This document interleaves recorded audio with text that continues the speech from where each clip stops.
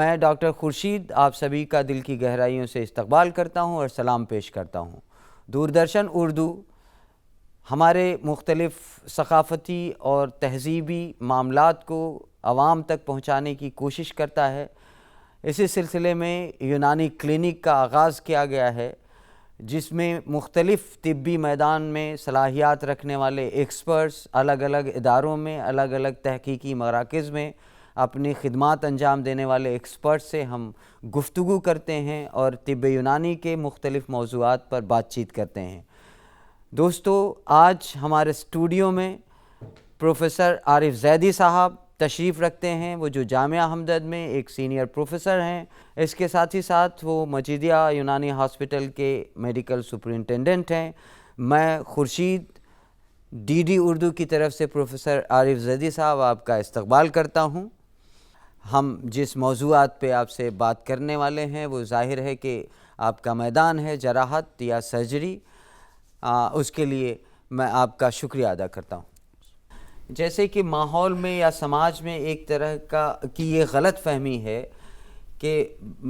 Graduates of یونانی medicine کو بہت زیادہ سرجری کرنے کی اجازت نہیں ہے یا گنجائش نہیں ہے، جبکہ میں یہ دیکھتا ہوں کہ جتنے بھی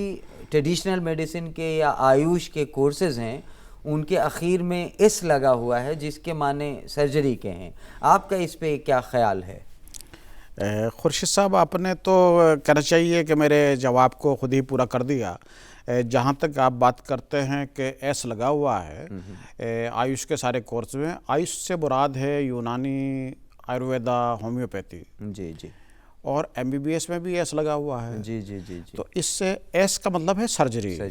اس سے ظاہر ہوتا ہے کہ سرجری جو ہے ایک انٹیگرل پارٹ ہے ان تمام کورسز کا، نہ جدا ہونے والا حصہ ہے۔ بالکل بالکل۔ اور نہ جدا ہونے والا حصہ اس لیے ہے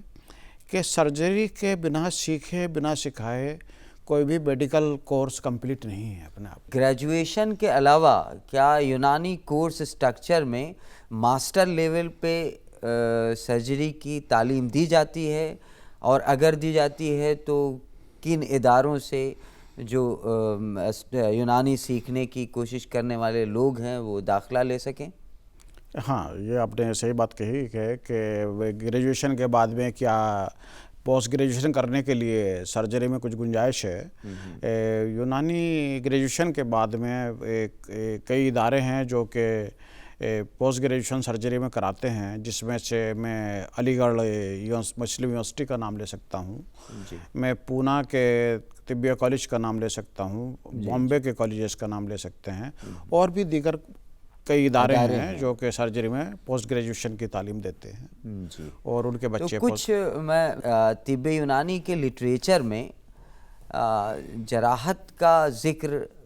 اگر آپ بات کریں دوسری موجودہ پیتھیز کی جو آج کل رائج ہے، یہ تو 70-80 سال کا زمانہ ہے، لیکن اس سے پہلے ایون یہ بیفور کرائسٹ بھی جو ہے جہاں سپرسٹیشنز سمجھتے تھے، اور اس کے بعد میں جو تھوڑا وقت گزرا تو پھر کسی نہ کسی اعتبار سے سرجری کرتے تھے۔ اب میں آپ کے سوال کو مختصر کرتے ہوئے میں آپ کو بتا دوں کہ 9ویں 10ویں سینچری میں ابو سہل مسیحی اور زہراوی جیسے ایسے مشہور سرجن تھے۔ زہراوی نے ایک پورا اپنا کتاب لکھا ہے سرجری پر، کتاب العمدہ فی الجراحات کے نام سے، اور جو اس کے اندر انسٹرومنٹس کا ذکر کیا ہے ابو القاسم زہراوی نے، اور ان کی پکچرز اس کے اندر اپنی بکس میں انہوں نے اس کے فوٹوز اور ان کے پیریڈ کے انسٹرومنٹس اویلیبلس ہیں۔ آپ کو یہ جان کر تعجب ہوگا کہ آج بھی کچھ انسٹرومنٹس کی وہی شکل ہے جو کہ اس وقت میں زہراوی صاحب نے تخلیق کی تھی، اس کے اندر کوئی بھی تبدیلی نہیں۔ ناظرین کو میں یہ بتاتا چلوں کہ طب یونانی میں ایک بہت ہی اہم مضمون جراحت رہی ہے، اور اس میں کئی ایسے بہت ہی مشہور و معروف فزیشینز، سرجنز گزرے، جیسے کہ پروفیسر زیدی صاحب نے فرمایا کہ ابو القاسم زہراوی ہیں، مسیحی ہیں۔ ان لوگوں نے ایسے انسٹرومنٹس کی ایجاد بھی کی تھی جو آج بھی کسی نہ کسی شکل میں شاید ماڈیفائی کر کے اپنی خدمات انسٹرومنٹ سرجنز کو دے رہے ہیں۔ سر، میں آپ سے یہ جاننا چاہتا ہوں کہ جیسے طب یونانی میں علاج کے طریقے ہیں، علاج بالدوا مطلب فارماکو تھراپی، علاج بالغذا ڈائٹو تھراپی، اسی طرح سے علاج بالجراحت بھی ہے۔ جراحت کے ضمن میں ایک یونانی سرجن کیا کیا چیزیں استعمال کر رہا ہے جس سے کہ وہ کنٹمپریری میڈیکل سائنسز کے برابر اپنے آپ کو رکھے؟ بہت اہم سوال کی طرف آپ نے توجہ دلائی۔ اس وقت اکثر لوگ ہم سے سوال پوچھتے ہیں کہ یونانی سرجری کیا ہے؟ جی جی دیکھیے سرجری تو سرجری ہے، اٹ از اے یو سی کہنا چاہیے کہ ایک کرافٹ مین شپ اس کو کہہ لوں میں اگر تو کرافٹ مین شپ ہے۔ تو اس میں یہ تفریق کرنا کہ یونانی سرجری کیا ہے اور دوسری سرجری کیا ہے، اس کی گنجائش تو رہ نہیں جاتی۔ اب آتے ہیں ہم کہ یونانی کے گریجویٹس یا یونانی کے پوسٹ گریجویٹس جو ہیں وہ کیا سرجری کرتے ہیں۔ جی جی میں آپ کو گوشہ گزار کر دوں کہ یونانی میں جو سرجریز کا ہمارا ایمفیسس ہے وہ اس بات کو لے کر ہے کہ یا تو سرجری کو ہم منیمائز کر دیں، جی جی یا سرجیکل کیسز کو جہاں تک بھی ہو سکے اس کو نان سرجیکل میں کنورٹ کر سکیں۔ میں کئی ایگزامپل اس کی آپ کو دے سکتا ہوں ایسی چیزوں میں۔ سپوزنگ دیٹ آپ بات کریں ڈائبٹک فوٹ کی جس کے اندر گینگرین ڈیولپ ہوتا ہے، اس پہ ہم لوگ ابھی آپ کے مہارت سے استفادہ ضرور کریں گے۔ ناظرین کو میں یہ بات بتا دوں کہ پروفیسر زیدی صاحب ایک بہت ہی ماہر لیچ تھراپسٹ ہیں جن کے اوپر نیشنل جیوگرافک چینل نے باقاعدہ طور پہ ایک ڈاکومنٹری بنائی ہے اور بہت سارے کیسز ریسرچ جرنلز میں پبلش ہو چکے ہیں۔ میں آپ سے سر یہ جاننا چاہتا تھا کہ جیسے سرجری ایک کورس سٹرکچر میں بہت ہی گہرائی سے شریک ہے، ایک لفظ یونانی کے مضمون میں آ رہا ہے، ان دنوں بہت تیزی سے بڑھ رہا ہے، علاج بالتدبیر۔ تو کیا آپ اس پہ تھوڑی سی روشنی ہمارے ناظرین کے لیے ڈالیں گے؟ علاج بالتدبیر جس کو آپ کہہ رہے ہیں، اگر میں صحیح کہوں تو میں اس کو کہہ سکتا ہوں کہ پیرا سرجیکل پروسیجرز ہیں۔ پیرا سرجیکل پروسیجر، اس سے کیا مراد ہے ناظرین کو ذرا؟ پیرا سرجیکل سے مطلب یہ ہے کہ وہ سیدھے آپ اس کو سرجیکل سیٹ اپ میں نہ لے جا کر کے نیئر ٹو سرجری کچھ انٹرونشنز کرتے ہیں۔ جیسے میں آپ کو بتاؤں کہ سپوز لو بیک ایک بڑی کامن پرابلم ہے جس میں کئی بار سلپ ڈسک سے کئی بار اور دوسری چیزیں یہ ڈیولپ ہوتی ہیں، اور الٹیمیٹلی اس کا پھر فائنل آؤٹ کم یہ ہوتا ہے کہ اس کو پیشنٹ کو آپریٹ کیا جائے۔ شیاٹک کے جیسے پرابلمس ہو جاتی ہیں، سیویئر پین جس کے اندر لمبر سمپیتھیکٹمی کرنا پڑتا ہے، لیکن یہ آئی بی ٹی کی ہیلپ لے کر کے ان تمام چیزوں کو ہم اوائڈ کر سکتے ہیں۔ اچھا، علاج بالتدبیر سے ان علامات پہ مطلب قابو پایا جا سکتا ہے جس سے کہ اگر جراحت کی گنجائش ہے فیوچر میں تو اس کو ہم روک سکتے ہیں کافی حد تک۔ اور اسی طرح سے ابھی تو میں نے ایک ہی کا نام لیا، اسی طرح سے آپ جیسے لیچ کا ذکر کیا تھا، اس میں بہت سے ایسے السرس ہیں جن کی ہیلنگ نہیں ہوتی، بہت سے علاج بالتدبیر میں کچھ پرانے زمانے سے جہاں تک میری معلومات ہیں فسد کھولنا بھی، حجامہ کھولنا بھی، کیا آپ ہمارے ناظرین کو ان سب موضوعات پر تھوڑا سا کلیئر کریں گے؟ چونکہ ان دنوں میں یہ محسوس کر رہا ہوں کہ طب یونانی کا یہ پہلو جس میں کہ خاص طور سے حجامہ ہے، کپنگ تھراپی ہے، وہ بہت تیزی سے پھیل رہا ہے پوری دنیا میں۔ آپ کیا ہمارے ناظرین کو بہت آسان زبان میں یہ بتا سکیں گے کہ یہ کیا مینول تھراپی یا سرجری میں شامل ہیں یا الگ سے ہیں کچھ؟ جیسے آپ نے ذکر کیا حجامہ تھراپی بہت پاپولر ہے۔ پہلے لوگ ابھی تک میں نے دیکھا ہے اب سے 30-40 سال پہلے تک بہت چھوٹے گاؤں میں لوگ جو ہے وہ ہارنز لے کر کے اینیملز کا اس کو ایک نگیٹو سیکشن کے لیے اس کو استعمال کیا کرتے تھے، لیکن ظاہر سی بات ہے کہ وہ الٹریٹ لوگ تھے اور ان کو معلوم نہیں تھا جو کہنا چاہیے کہ اپنے آپ کو ٹریڈیشنل ہیلر بھی نہیں تھے وہ، ادر دین جس کو یوز کر رہے تھے روایات سے چل رہے تھے، ان کے والد کر رہے تھے، ان کے دادا کر رہے تھے، تو وہ ایک لیگیسی تھی۔ تو اس کو موڈیفائی کیا گیا، موڈیفائی کرنے کے بعد میں بہت ہی اچھے ڈیزائن ان کپس کا کیا گیا، اور اس کے پورے اسٹرائلائزیشنس کا تمام خیال رکھا گیا، اور پھر جو اسپیسیفک پوائنٹس ہیں کپنگ کرنے کے لیے، ہجامہ کرنے کے لیے، ان کو آئیڈینٹیفائی کیا گیا۔ ظاہر ہے کہ جو مریض ہے آج کا وہ اتنا سمارٹ ہے، اتنا قابل ہے، وہ خود بہت ساری چیزیں، چونکہ انفارمیشن اب ہمارے موبائلز پر ہے، انٹرنیٹ اویلیبل ہے، اگر وہ کوئی علاج لینے جا رہا ہے تو اس سے پہلے بہت ساری اطلاعات وہ لے لیتا ہے۔ مان لیجئے کہ کوئی مریض یا تو لیچنگ جو سرجری کا، مائکرو سرجری کا حصہ ہے یونانی کا، وینی سیکشن یا ہجامہ ہے، ان پہ اگر وہ اپنا استفادہ کرنے کے لیے جا رہا ہے تو وہ جاننا چاہتا ہے، تو کیا ان جو ایریاز ہیں جیسے کپنگ تھراپی ہو گئی، لیچنگ ہو گئی، یا پھر دوسرے طریقے علاج ہیں جراحت کے، ان کا کوئی سائنٹیفک بیک گراؤنڈ ہے؟ آپ اس کو ریشنل انداز میں کیا ناظرین کو سمجھا سکتے ہیں؟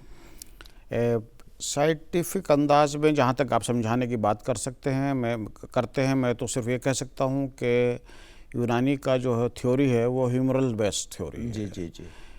کئی ایسے ہیومرل بیس مطلب اس پہ تھوڑا وضاحت چاہوں گا۔ باڈی کے اندر جو 4 طرح کے ہیومرس ہیں، جی 4 ہیومرس ہیں، اور 4 ہیومرس مل کر کے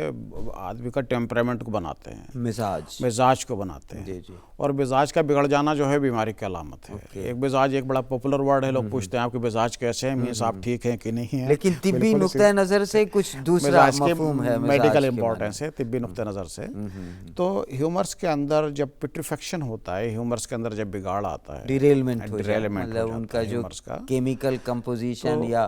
فزیولوجیکل فنکشنز ڈسٹرب ہو جائیں، تو جیسے میں نے کہا کہ 4 ہیومرس میں سے جس بھی ہیومرس کا ہوگا اس کے اکارڈنگلی پرابلمس کریٹ ہو جائیں گے۔ جی تو ان ہیومرس کو ڈسپلیس کرنا یا ان ہیومرس کو اپ ٹو سم ایکسٹینٹ جو ہے ایکسٹریکٹ کرنا، نکالنا، ایویکویٹ کرنا، یہ بیسک ایمفیسس ہے جو آپ ہجامہ کی بات کر رہے ہیں۔ کیونکہ ہجامہ 2 طرح سے ہے، ایک تو ڈرائی ہجامہ ہوتا ہے جس کے اندر صرف نیگیٹو سیکشن کریٹ کرتے ہیں، اور دوسرا بہت ہی سپرفیشل اسکار لگا کر کے۔ مطلب یہ ہے کہ ناظرین کو یہ بات بخوبی سمجھ لینا چاہیے کہ یہ جو ہجامہ ہے یا وینی سیکشن، لیچنگ ہے، ان سب ٹریٹمنٹ کے طریقوں کا ایک سائنٹیفک بیسس ہے۔ علاج کے دوران ان سب چیزوں کا ایک ماہر خیال رکھتا ہے، اور ان سارے سوالات کا جو کسی بھی مریض کے ذہن میں یا ہجامہ کرانے والے کے ذہن میں ہے، اس کے ذہن کو سیٹسفائی کرنے کے لیے ایک ماہر کے پاس جواب بھی ہیں۔ آپ سے سر میں یہ جاننا چاہوں کہ اگر مان لیجئے کہ کوئی مریض آپ کو کسی درد کی شکایت لے کے آتا ہے،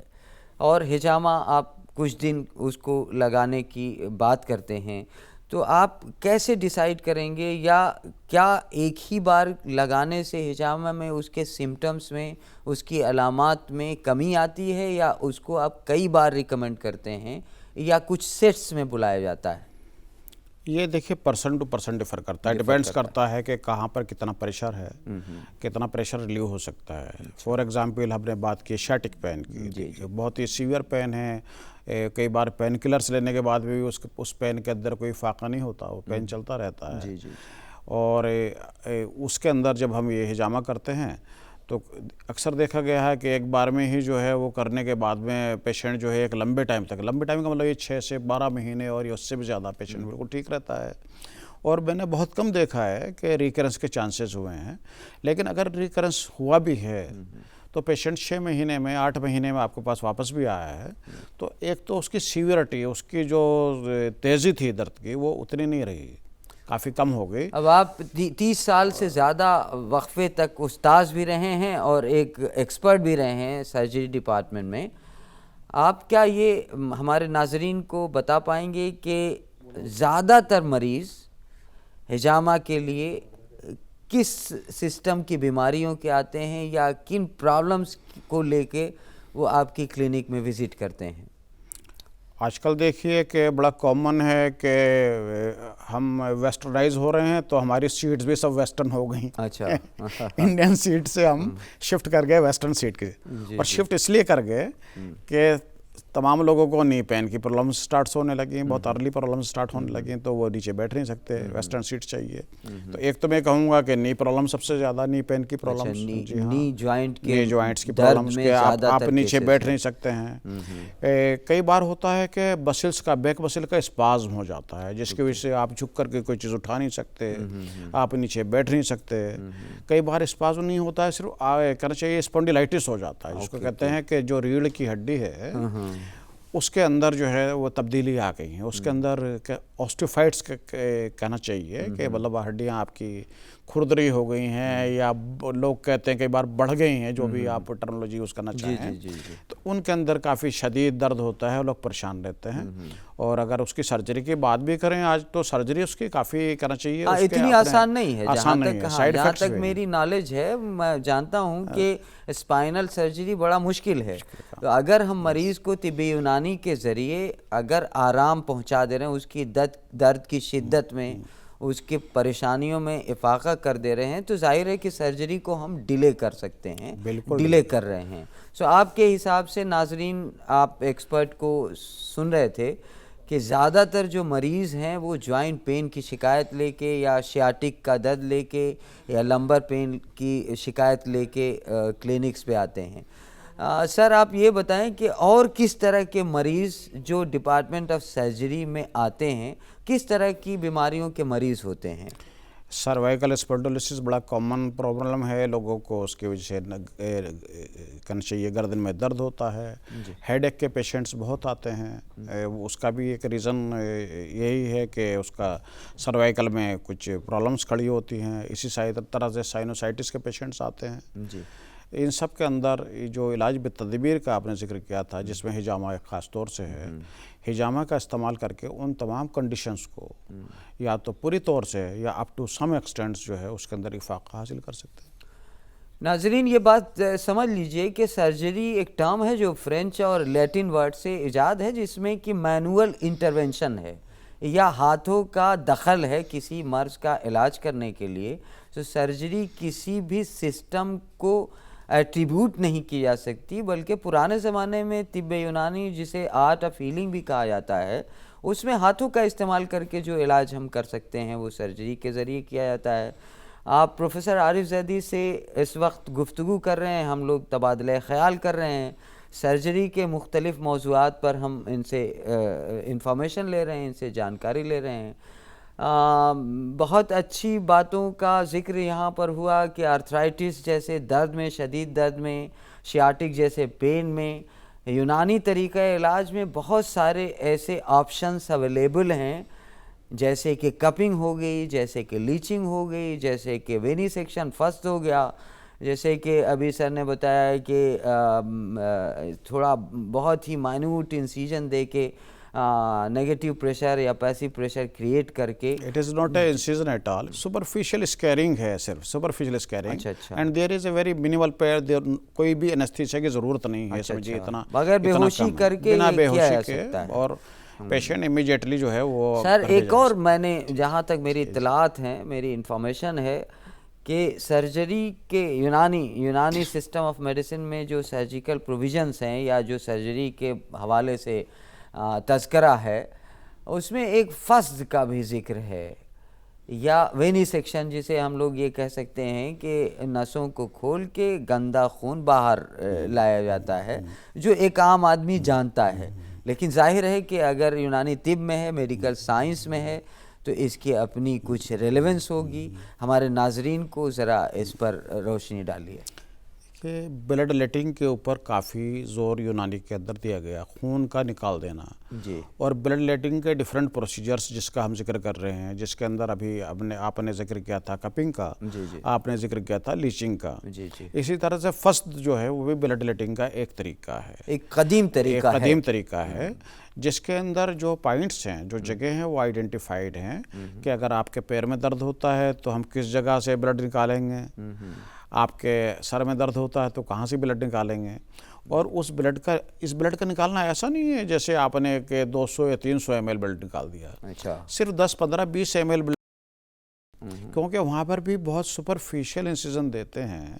اور جو بلڈ کی وہاں سے اوزنگ ہوتی ہے،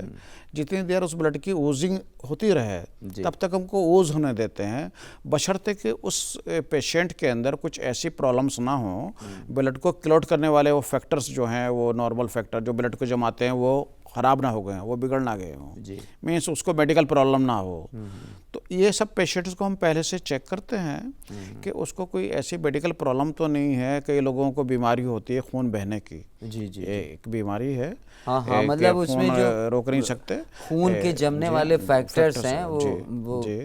تو اگر وہ سب ٹھیک ہے تو کچھ ٹائم کے اندر، کچھ ٹائم کے بعد وہ جو آپ نے انسیزن لگایا ہے وہاں سے خون بہنا بند ہو جائے گا، اور وہ 10 سے 15 ml سے زیادہ خون ایک بار میں اچھا ایک سیٹنگ میں اتنا خون نکالتے ہیں۔ اچھا یہ جو خون نکالتے ہیں تو ظاہر ہے کہ ایک عام آدمی جو ہمارے ناظرین ہیں، جس میں بہت سارے لوگ طب کے بھی ہوں گے، بہت سارے ایسے لوگ ہیں جو خون کی نالیوں کے بارے میں نہیں جانتے، تو یہ جو خون ہم لوگ لیتے ہیں یا نکال رہے ہیں چیرا لگا کے یا کسی نیڈل سے ہی نکال لیا جائے، تو وہ کس طرح کی رگ کا خون ہے یا کس طرح کی بلڈ ویسل کا خون ہے؟ کیونکہ دیکھیے پریکٹیکلی آپ اسے ناظرین گھر پہ پریکٹس مت کریے گا، کیونکہ آپ کو یہ بتایا جا رہا ہے ایکسپرٹ کے ذریعے کہ 2 طرح کا خون باڈی میں سرکولیٹ کرتا ہے، جس پر روشنی پروفیسر زیدی صاحب سے میں چاہوں گا۔ دیکھیے یہ جیسے آپ نے کہا کہ گھر پہ کرنے کی پریکٹس نہیں ہے، ایکسکلوسیولی میڈیکل ایکسپرٹ کا کام ہے اس کے اندر،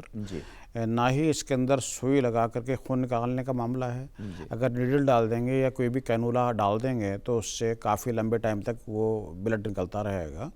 تو شگاف لگا کر کے سپرفیشل شگاف نکال کر ہی اس خون کو نکالا جاتا ہے۔ اب سوال یہ ہے کہ وہ کہاں سے نکالا جاتا ہے، تو باڈی کے اندر 2 چیزیں ہیں، ایک آرٹریز ہیں، ایک وینس ہیں۔ آرٹریز جو بلڈ کو لا رہے ہیں، پیوریفائڈ بلڈ کو لا رہے ہیں، آکسیجنیٹڈ بلڈ کو، اور وینس جو کہ ان آکسیجنیٹڈ بلڈ کو واپس لے جا رہے ہیں۔ ہم لوگ وین سے بلڈ نکالتے ہیں، وین سے جو سپرفیشل سے ہیں، لیکن یہ ہے کسی کے اپنے آپ کرنے کی چیزیں نہیں ہیں، میڈیکل ایکسپرٹس ہی اس کو کر سکتا ہے۔ ہاں ناظرین آپ یہ سمجھ لیجئے گا کہ جو بھی ایکسپرٹ کی آراء ہیں، جو بھی ان کے خیالات ہیں، ان کو برائے مہربانی خود پریکٹس کرنے کی کوشش نہ کریں۔ جب بھی آپ کو کسی معالج کی ضرورت ہو یا کسی یونانی سرجن کی ضرورت ہو تو ایک ماہر سے ہی رابطہ قائم کریں۔ اگلی گفتگو ہماری اگلی نشست میں ضرور لیچنگ کے اوپر ہم تفصیل سے بات کرنے کی کوشش کریں گے۔ اسی کے ساتھ میں پھر سے اپنے ایکسپرٹ پروفیسر عارف زیدی صاحب کا دل کی گہرائیوں سے شکریہ ادا کرتا ہوں کہ وہ دوردرشن اردو کے اسٹوڈیو میں تشریف لائے اور ہمارے ناظرین کو بہت ہی قیمتی مشورے، بہت ہی ویلیویبل ڈسکشنز کو آگے بڑھایا، جس سے کہ ایک عام غلط فہمی جو ہمارے دماغوں میں ہے عام آدمی کے کہ یونانی طب میں خالی جڑی بوٹیوں سے علاج کیا جاتا ہے، اس پر جو شک و شبہ تھا، جو شبہ کے بادل تھے، اس کے چھٹنے میں مجھے امید ہے کافی مدد ملی ہوگی۔ ہم پھر اسی موضوع کو مزید تفصیل سے بات کریں گے۔ ہمارا اگلا موضوع یقیناً لیچنگ تھراپی یا عمل تعلیق ہوگا، جو یونانی طب کا ایک بہت ہی مائکرو سرجیکل پروسیجر ہے، جس پر میں پروفیسر زیدی صاحب کو پھر سے ضرور زحمت دوں گا۔ بے حد شکریہ، بہت بہت شکریہ دوردرشن اردو کی جانب سے۔ آپ کا بھی بہت بہت شکریہ خورشید صاحب۔